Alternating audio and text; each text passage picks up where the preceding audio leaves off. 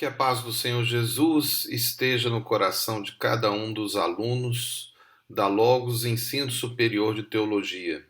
Eu sou o professor Marco Antônio de Castro Faleiro e eu estou a dar a disciplina Apologética Cristã, que é do curso de Bacharel em Teologia. Este é o terceiro AVA da aula dupla 2, na terceira parte da aula 3. E nessa aula dupla, nós estamos tratando do assunto os 5 métodos da apologética. Nós estamos tratando dentro da ideia proposta por Estevam Cova em seu livro 5 Visões sobre Apologética. Como nós temos falado, seria muito positivo se você adquirisse esse livro e estudasse. Por quê? Porque a nossa proposta nessa disciplina não é fazer uma análise técnica desses métodos. Nós estamos a fazer uma análise geral, ou seja, estamos a apresentar o que é a proposta do método. Mas como o método se realiza, é necessário um estudo mais aprofundado. Com isso, seria bom que você adquirisse o livro. E não só isso, mas que estudasse os métodos. Claro, se você optar por um deles, estude mais ele. Se não, estude a todos.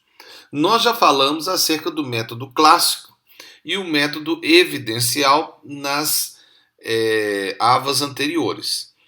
Nós vamos falar agora sobre o método do caso acumulativo e depois falaremos nas próximas AVAs, na verdade será já na outra aula, do que estamos a terminar uma aula agora, apesar de estarmos dentro de uma aula dupla, dentro do modelo intensivo, né?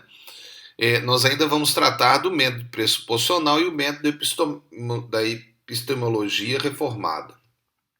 Mas vamos lá, vamos entrar dentro de fato do método cumulativo. Nós temos como teoristas Paul Finsberg, Basil Mitchell, Lewis, C.S. Lewis e Stephen Evans.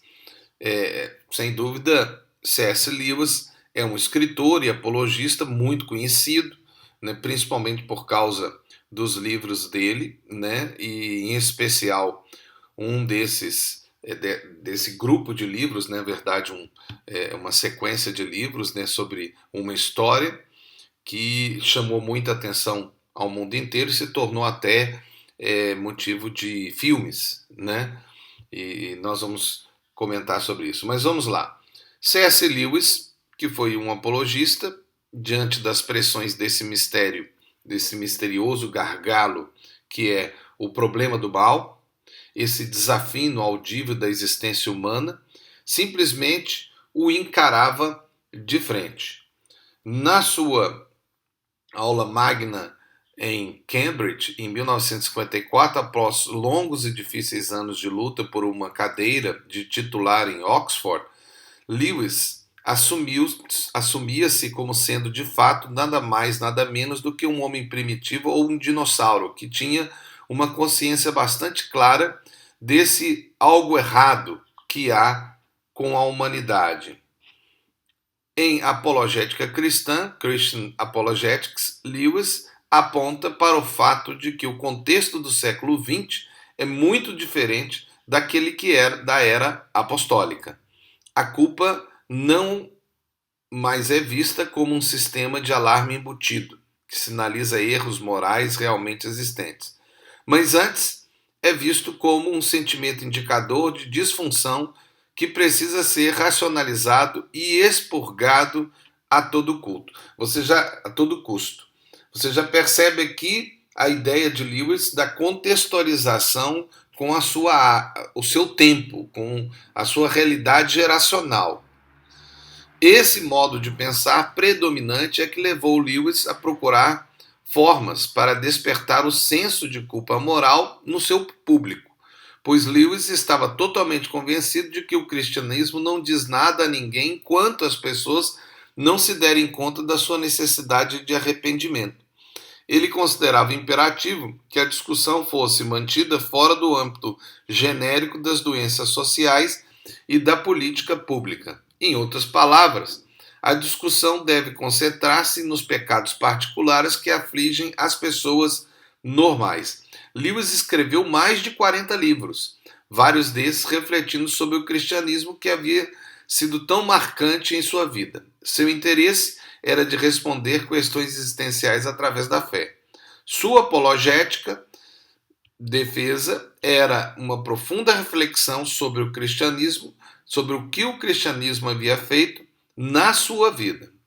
Boa parte da sua fama de Lewis vem através dos seus livros infantis, recheados de visão cristã, como a série A Crônica de Nárnia, né? Que é essa que foi colocada em forma de filmes, e por isso se tornou tão conhecida, né?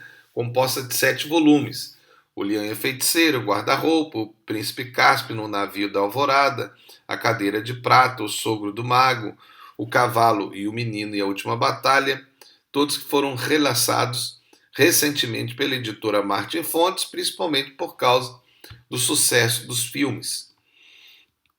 Mas esse último recebeu a medalha de Carnegie como melhor livro infantil. Esses livros são praticamente uma versão da Bíblia para crianças, tão popular hoje em dia como Gênesis, o Sobrinho do Mago, os Evangelhos, o Leão e a Feiticeira e o Guarda-Roupa, o Apocalipse, a Última Batalha. E os outros, como que mais por aventura do livro de Atos dos Apóstolos. Então foi uma proposta que Lewis teve de trazer uma apologética, principalmente nos livros infantis, mas que também acabou atingindo pessoas de mais idade, né? Tentando mostrar o Evangelho, fazendo então uma parábola, né? Ou uma metáfora, né? Que criava um tipo de defesa, mas a sua grande discussão era a luta do bem contra o mal. E o mal, dentro da humanidade, como uma realidade, precisava de ser tratado e expurgado e destruído. Mas o que é o método do caso cumulativo? Esse é um método que pode ser classificado dentro do clássico e do evidencial. É como se seria fosse uma tentativa de unir esses dois métodos anteriores que nós já estudamos.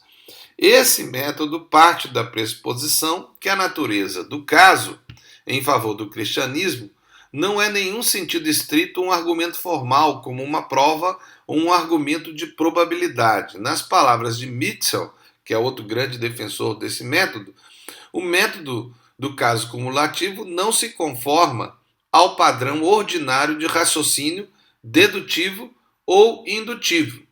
O caso é parecido como o resumo de um advogado que apresenta no tribunal ou um crítico literário que faz para uma interpretação particular de um livro.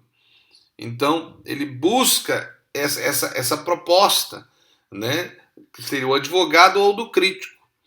É um argumento esclarecido que reúne várias linhas ou tipos de dados numa espécie de hipótese ou teoria que explica de forma abrangente esses dados e faz isso melhor do que qualquer hipótese alternativa.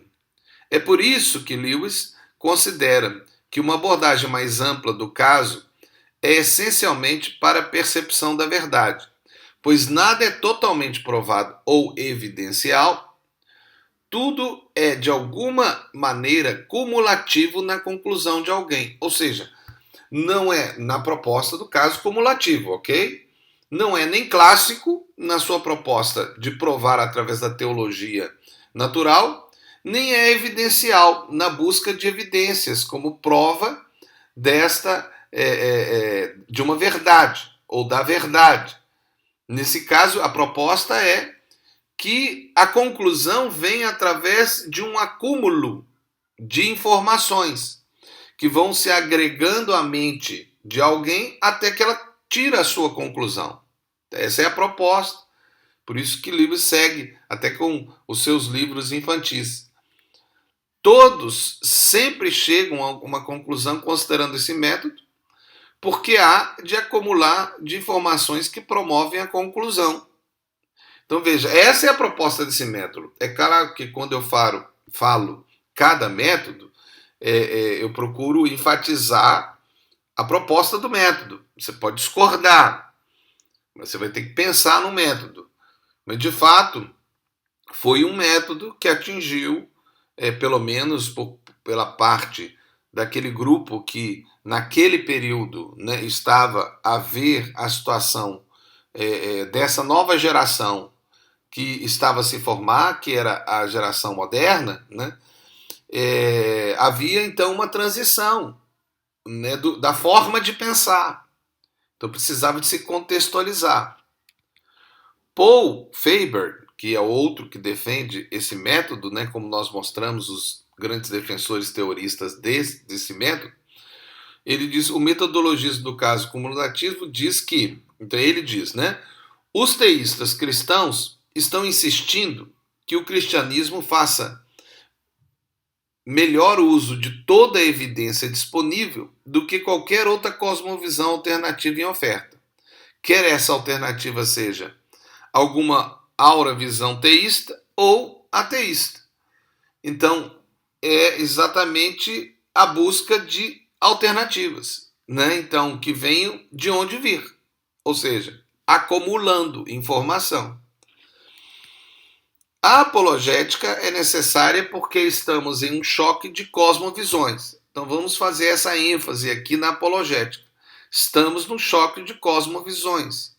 A cosmovisão é o modo de enxergar a realidade ao seu redor. E cada um tem a sua cosmovisão.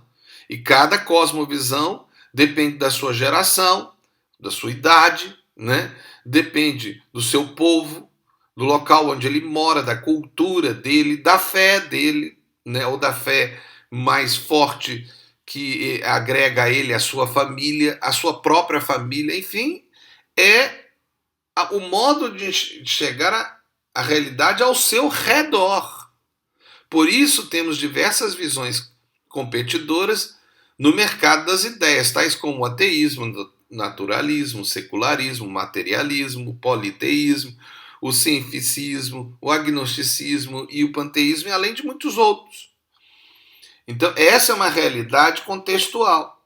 Alguns apologistas afirmam que devemos pegar o melhor de todos os métodos e usar a abordagem cumulativa do caso apologético. Isso já pegando o método cumulativo à realidade atual, né? Então, pega-se inclusive aquilo que se formou depois que nasceu a ideia do método do caso cumulativo. Ou seja, devemos pegar os melhores argumentos de cada método e usá-los com foco na ideia principal. Isso já numa proposta atual. Talvez, naquela época, que foi a ideia do método, seria uma proposta desse método usar todos os métodos. Mas a relação dele, na época que foi construído, foi a busca da união do clássico com o evidencialista. Não dos outros que vieram depois, quando os teoristas já pensavam nesses.